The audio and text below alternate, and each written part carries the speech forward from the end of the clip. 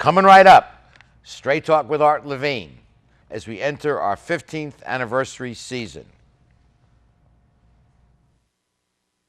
Opinions expressed in the following program do not necessarily reflect the views of Charter Communications nor its sponsors. We recognize our obligation to present opposing points of view by responsible spokespersons. For information, please contact the director of program. She stands in the face of evil and will not lose hope or faith. America, the land of freedom, is still the home of the brave. So raise the banner, call Old Glory, let us join our fellow man. History will write the story. America will always stand.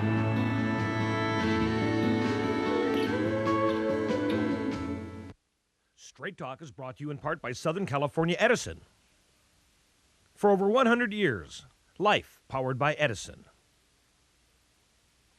The Press Telegram, your local news leader for over 100 years. And Long Beach Magazine. Coastal Living, City Style.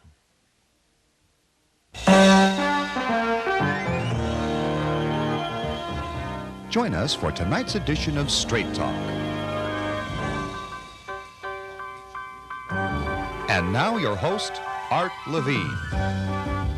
Good evening and welcome to this special edition of Straight Talk. Our guest tonight is Pulitzer Prize winning investigative journalist Seymour Hersh.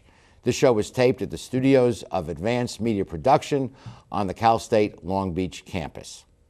Mr. Hersh, welcome to Cal State Long Beach. Glad to be here. We're delighted you're here as part of our Distinguished Speaker Series, and your career embodies the highest traditions of the press, doing investigative journalism and functioning as a check and balance on government.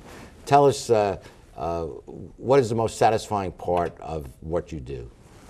Well, you know, I love all my children. I've written a lot of books, and I think we have a bad bargain in America right now, basically. If you really want to know, I think all of us are very loyal to our country.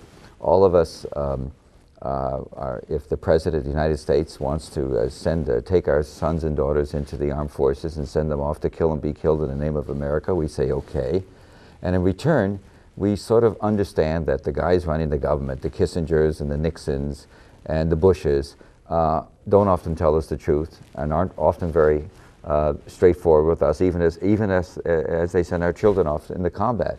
And so what I just try and do is hold these guys to the highest possible standard, the same standard I hold people in my family to. I don't like lying. I don't want to lie to my children. I don't want them to lie to me. So what I try and do is simply that, and is just say these guys should be held accountable, and that's it in a nutshell. The framers, in their wisdom, gave special protection to the press under the Constitution, and the press does have both the right and the responsibility to report on what's happening. With all the cutbacks in the media today, and we read about cutbacks in newspapers, we read it on television, do you think the press is fulfilling that historic function? You know, when I worked for many years at the New York Times, and I had a wonderful editor named Abe Rosenthal, who was personally sort of to the right of very conservative.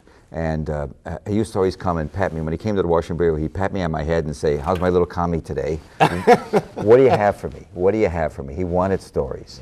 And the way it would work is I'd write stories, and the government sometimes, this is in the 70s, all during the Nick Watergate years and during the Vietnam War, and the government would come saying, you know, telling us that if you publish that story, Mr. Rosenthal, the Russians will be airlifting troops into the foothills of San Francisco. You know, national security is at a risk. And in every case, he made the call. That's what makes America so special, the First Amendment. There's no bar. It doesn't matter whether it's secret, top secret, special compartment intelligence. We have an unfettered right to publish. There's no act that has been passed that surmounts the First Amendment to the Constitution. And the famous Pentagon Papers case where the government tried to stop and they went to the Supreme Court and the government lost. Absolutely. And so Rosenthal used to say, you know, it's what I feel in my stomach. Yeah. That was the issue. Well, you were blessed with a strong editor who supported what you were doing. And you can't understand how important that is. What happened now and the failure now isn't about cutbacks. What you have is, after 9/11, we joined the team. And I hate to say this. Cheerleaders. Well, yes, jingoistic. We were there. My God, the Muslims did this to us. We want payback. And it's not our job. It doesn't mean we're not Americans. We're all very much Americans. And as I say, all of us, we love our country, we love the freedom. But the job of the press is to be skeptical, is to hold the president, as I say, to the highest standard, and we failed.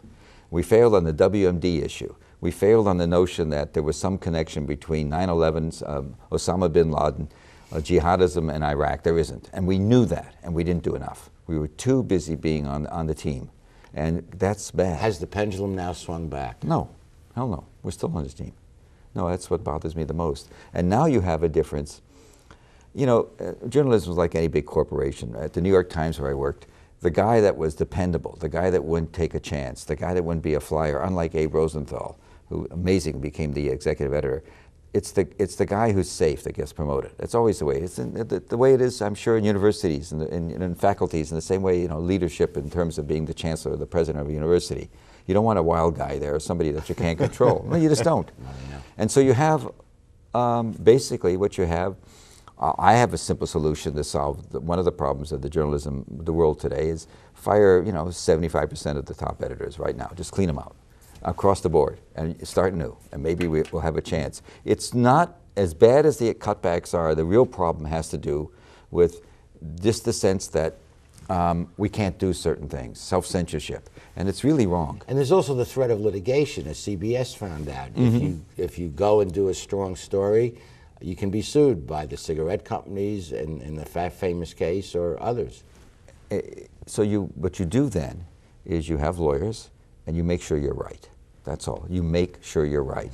And as you know, I've been working for the New Yorker for 7, 8 years, and before 9/11, I did a story involving a major oil company that was buying, after the Russian government collapsed, after the fall of communism, they were buying oil from illegally for a buck a barrel, $1 a barrel, and making millions. One of the major oil companies. And I think the week before we published, I think we had 7 letters from 7 different prominent New York law firms on behalf of various people I was writing about threatening us. And we still published because we knew we were basically right. So and nobody sued. So threats go with the territory of what you do. If you do it right, you know. But one thing about, you know, people wonder why more money isn't invested, for example, in the euro or other currencies. The reason people still invest in the American dollar, even though we're diminished, is we have a tremendously strong legal system here. And the legal protection for investors is great. And every lawyer will tell you there's no system like the American system in terms of going after wrongdoing. You have a lot of legal rights, a lot of avenues. And so that's all there is to it. Do you think this protection that you refer to in our legal system is neutral as far as left and right? You know, there's a discussion of appointing Supreme Court justices who support abortion, who oppose it and all. Do you think there's a consensus on both sides to protect the press? You know, it's a hell of a question. I don't know. The answer is I don't know. I don't know. I haven't really thought about it. I do know that. Because that would be a great danger to the Republic. Money's neutral. One thing I will tell you, money is neutral. When it comes to investing here and knowing you'll be protected in terms of large-scale investments, it'll be neutral. When you get into other issues, social issues involving the court, it's a whole different ballgame.